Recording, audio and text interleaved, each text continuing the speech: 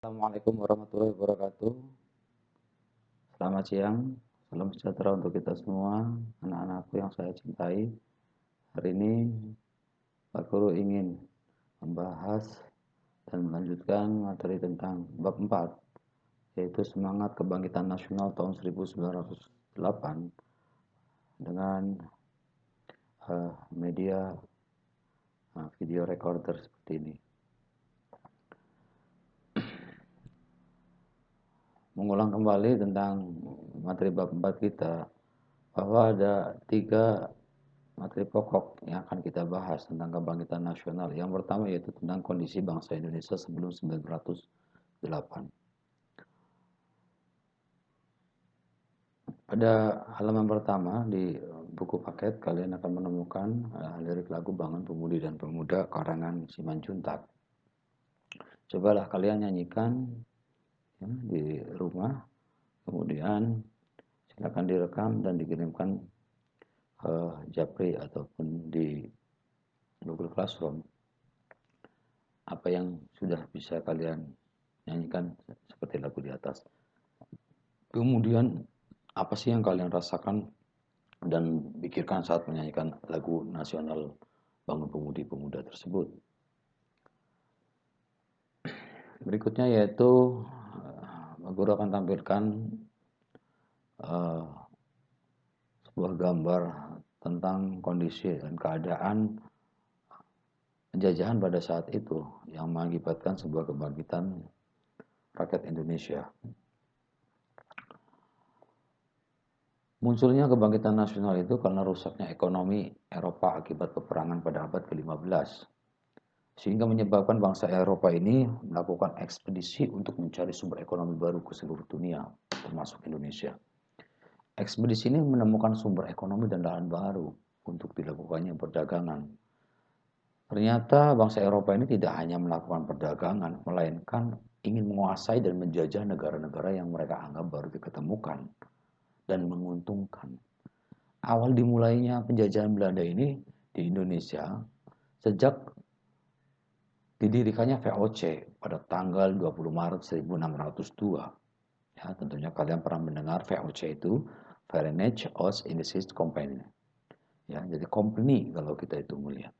Sejak VOC berdiri, ini dimulai berbagai bentuk kekerasan yang menimpa rakyat Indonesia. Penderitaan rakyat Indonesia ini terjadi dalam berbagai sendi kehidupan. Di berbagai daerah VOC melakukan tindakan-tindakan yang sangat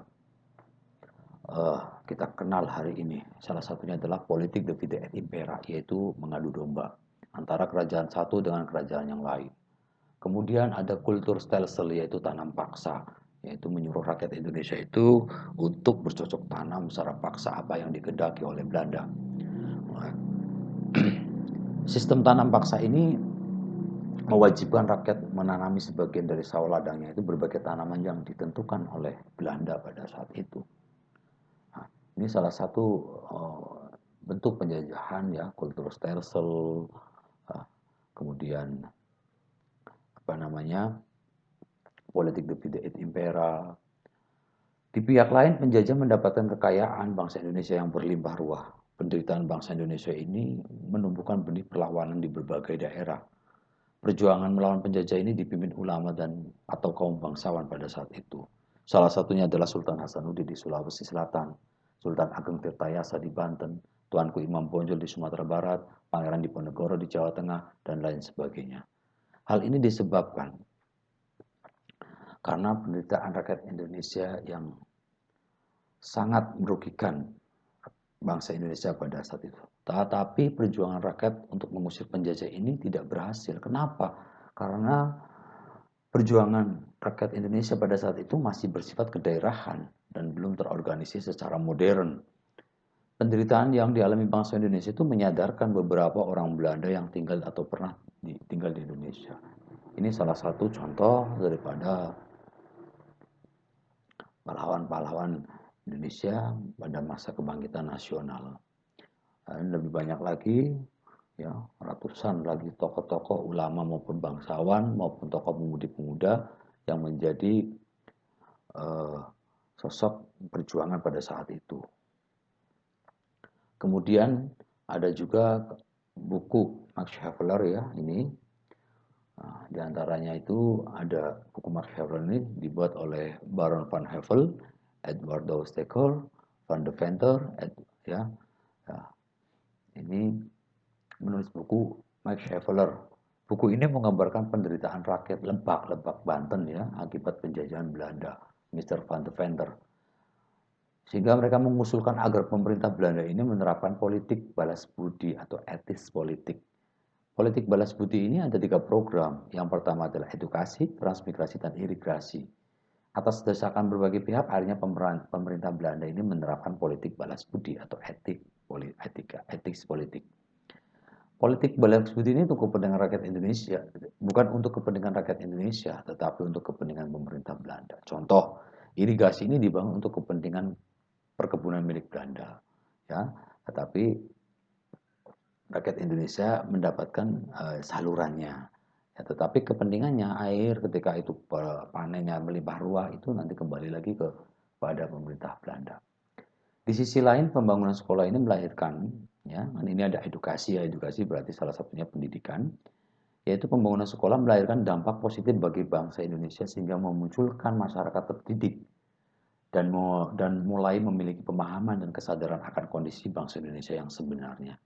Bangsa Indonesia saat itu tuh kondisinya bodoh, terbelakang, dan kemiskinan merajalela. Mereka mengenyam pendidikan dan sadar akan nasib bangsanya selanjutnya menjadi tokoh-tokoh kebangkitan nasional. Namun sayang, dalam edukasi ini ada tidak semua rakyat Indonesia bisa sekolah, hanya mereka-mereka yang diperbolehkan oleh Belanda pada saat itu. Oke, materi tentang kondisi bangsa Indonesia. Coba untuk menindaklanjuti pemahaman materi ini dalam mempelajari bab ini,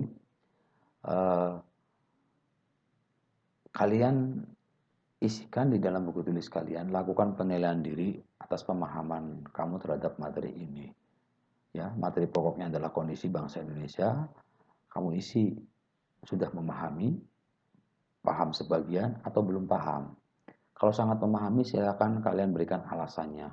Saya sangat paham materi ini, mulai dari bangsa Eropa datang dan lain sebagainya, sampai pada politik etis. Atau paham sebagian, kamu tuliskan, saya memahami sebagian materi ini tentang ini saja. Untuk yang ini saya belum memahami. Silakan tuliskan. Belum paham, silakan tidak apa-apa. Kalian tuliskan dengan jujur. Baik, untuk materi hari ini cukup sekian. Kita lanjutkan minggu yang akan datang, ya. Kita lanjutkan minggu yang akan datang pada materi tentang perintis kebangkitan nasional dan perwujudan bangsa Indonesia. Terima kasih. Assalamualaikum warahmatullahi wabarakatuh.